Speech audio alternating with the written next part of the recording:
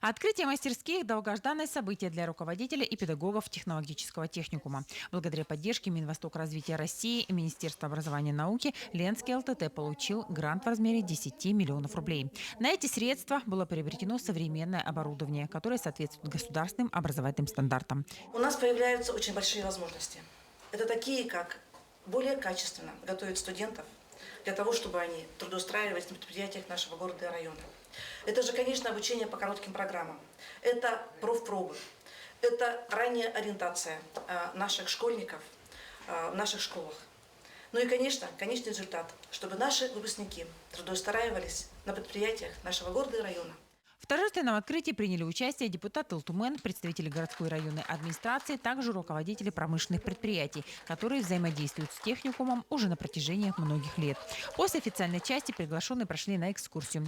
В процессе осмотра мастерских студенты техникума, которые уже успели ознакомиться с работой нового оборудования, рассказали присутствующим об устройстве насосных установок. Собственно, эта насосная установка состоит из шкафа управления, двух асинхронных двигателей, центробежный насос с электроприводом, нагнетательного трубопровода и всасывающего трубопровода. Нагнетательный трубопровод состоит из обратного клапана, запорной арматуры, двух шаровых кранов, сетчатого фильтра и также счетчик. Студенты техникума довольны, признаются, что теперь учебный процесс будет интереснее. Мы будем увереннее, у нас будет больше практики, можно сказать, мы больше сможем потрогать, поделать, посмотреть визуально, послушать даже. Владимир Сачков, мастер производственного обучения, рассказал, что ребята помогали в монтаже оборудования и запуске новых установок. Одна из мастерских предназначена для машинистов технологических насосов и компрессоров. Во-первых, компрессоры для компримирования воздуха или газа, как они желтым и красным, это винтовые компрессоры. Далее за спиной находятся имитации трубопровода и расширительной емкостью, так сказать, гидроаккумулятор и шкаф управления. Это для того, чтобы показать, как в реальности работает трубопровод.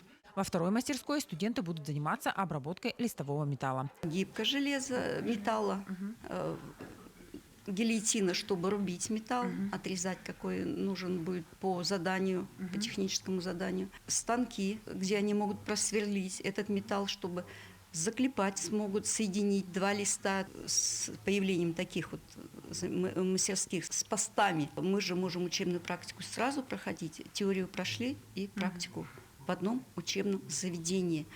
А на практику, когда они на предприятия города пойдут, то гораздо подготовленнее.